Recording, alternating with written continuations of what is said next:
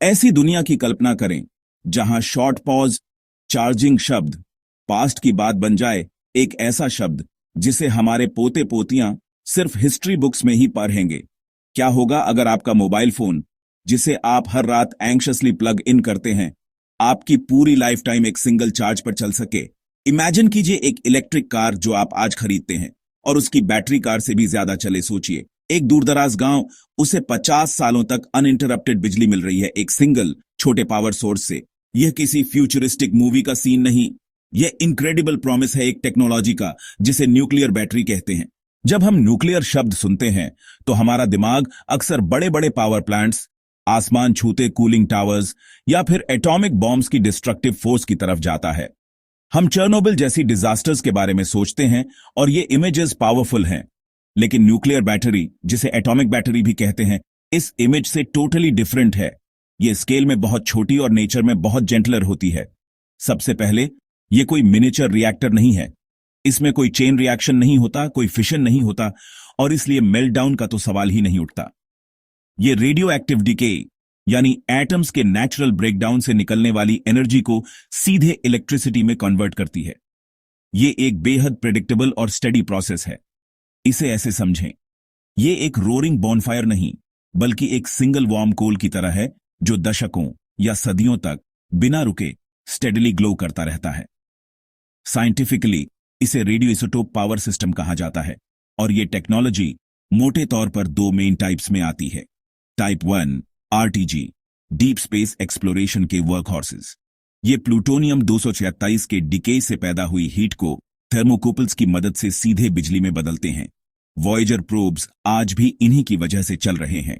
Type 2 beta voltaic, ये निकल छोटेट या ट्रिटियम से निकलने वाले बीटा पार्टिकल्स को कैप्चर करता है।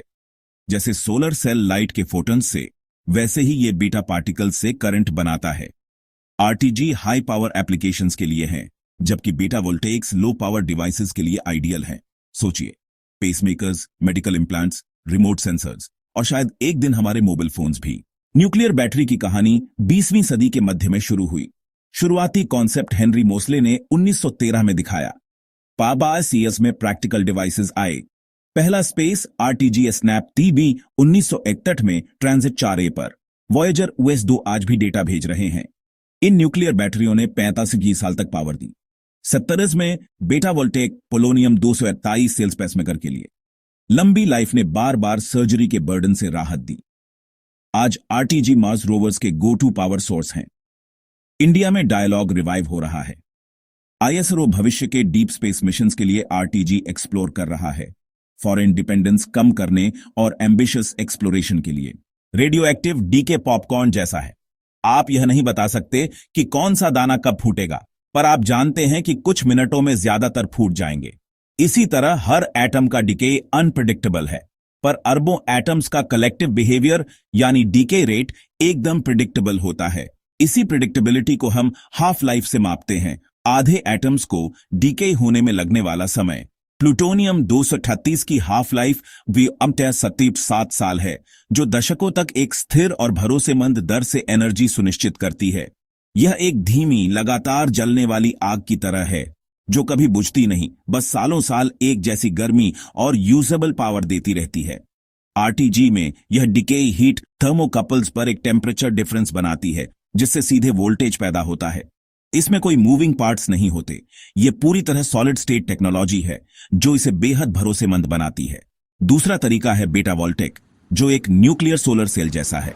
इसमें निकल छोतेट जैसे आइसोटोप से निकले बीटा इलेक्ट्रॉन्स सीधे एक सेमीकंडक्टर से टकराकर करंट पैदा करते हैं। यह आरटीजी से ज्यादा एफिशिएंट है, पर बहुत कम पावर देता है। इसकी एनालॉजी ऐसी है, पूरे घर को गर्म करने के लिए फर्नेस चाहिए, जो आरटीजी जैसा है। वहीं एक छोटे कमरे को रोशन करने के लिए एक मोमबत्ती काफी है, जो बीटा वोल्टेक जैसा है। डीके की क्लॉकवर्क प्रिडिक्टेबिलिटी का मतलब है कि फ्यूल बर्न नहीं होता, बल्कि एनर्जी दशकों में धीरे धीरे हार्वेस्ट होती है। क्योंकि ये डिवाइसेस सॉलिड स्टेट हैं, ये सबसे कठोर वातावरण में भी विश्वसनीय हैं। भारत के लिए इसका मतलब है सियाचिन जैसे दूरस्थ सैन्य ठिकानों को बिना फ्यूल लॉजिस्टिक्स के पावर देना और जीवन रक्षक इम्प्लांट्स को दशकों तक शक्ति प्रदान करना। यही इस धीमी स्थिर आग का असली वादा है। सबसे बड़ा फायदा एक्स्ट्रॉर्डनरी लाइफ स्पैन, दशकों यहां तक कि सदियों तक आइसोटोप पर डिपेंड। निकल 77 की एक 7 ईयर हाफ लाइफ थियोरेटिकली पूरी ह्यूमन लाइफ टाइम तक पावर दे सकती है। No recharging, no frequent replacements, fit and forget. Unparalleled energy density, given weight volume पर केमिकल बैटरीज से कहीं ज्यादा एनर्जी। स्पेस मिशंस में हर gram critical. RTG compact nuclear power panels हटाकर इंस्ट्रूमेंट्स बढ़ा सकते हैं। ऐसे मिशंस एनेबल होते हैं जो अदरवाइज इम्पॉसिबल हैं। केमिकल बैटरीज कोल्ड हीट में fail. Solar rat dust storm outer planets में यूजलेस। न्यूक्लियर बैटरी सराउंडिंग से largely indifferent. Output atomic decay की कांस्टेंट रेट से तय। Ultimate install and forget technology. Pacemakers, neurals बिना battery surgery, smoke detectors, bridges, remote sensors, decades तक भरोसेमंद। Operational costs reduce, safety improve और truly interconnected IoT को enable. Devices जो अपने इंटरनल एटॉमिक हार्ट से दशकों तक पावर्ड रहें, यही पैराडाइम शिफ्ट है। पोटेंशियल के बावजूद सबसे बड़ा और सबसे जटिल इश्यू सेफ्टी है। इन बैटरियों में इस्तेमाल होने वाले रेडियो एक्टिव मटीरियल सैकड़ों सालों तक एक्टिव रहते हैं। इसलिए इनके लिए ऐसी रोबस्ट लॉन्ग टर्म शील्डिंग अनिवार्य है जो न सिर्फ रेडिएशन को रोके बल्कि दशकों तक हर तरह के फिजिकल डैमेज, कोरोजन और एनवायरमेंटल स्ट्रेस को भी झेल सके। उदाहरण के लिए प्यू 223 एक अल्फा एमिटर है जिसके रेडिएशन को एक कागज भी रोक सकता है। जब तक यह अपनी केसिंग में बंद है, यह सुरक्षित है।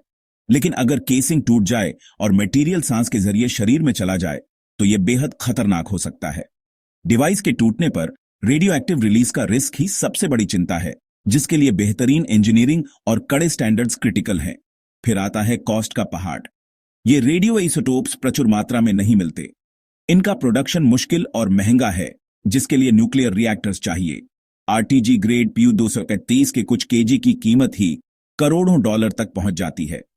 निकल 77 भी स्पेशलाइज्ड प्रोडक्शन मांगता है, इसलिए अभी ये तकनीक मिशन क्रिटिकल डोमेन्स तक ही सीमित है। और अगर ये तकनीक आम हो गई तो लाखों करोड़ों छोटे यूनिट्स का एंड ऑफ लाइफ मैनेजमेंट एक बड़ी चुनौती होगी।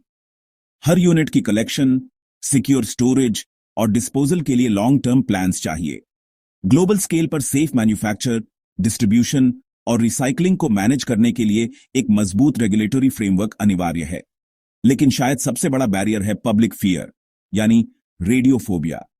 न्यूक्लियर शब्द आज भी चर्नोबिल और हथियारों से जुड़ा है।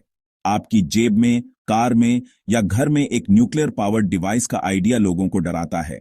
इस डर को दूर करने के लिए एजुकेशन, ट्रांसपेरेंट कम्युनिकेशन और एक फ्लॉलेस सेफ्टी रिकॉर्ड जरूरी है। सोशल एक्सेप्टेंस ही इसका आखिरी और सबसे बड़ा हर्डल है। इंडिया के लिए न्यूक्लियर बैटरी टेक कंपेलिंग है।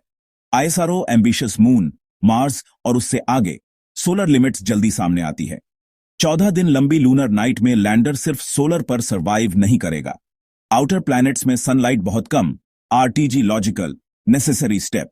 रिपोर्ट्स, आईएसआरओ और बार्क आरटीजी पर काम कर रहे हैं। Multidisciplinary effort. इंडिया की टफ जियोग्राफी, सियाचिन जैसे inhospitable posts, any dense forests. छोटी रिलायबल न्यूक्लियर बैटरी सालों तक लाइटिंग, हीटिंग, कम्युनिकेशंस को अनइंटरप्टेबल पावर दे।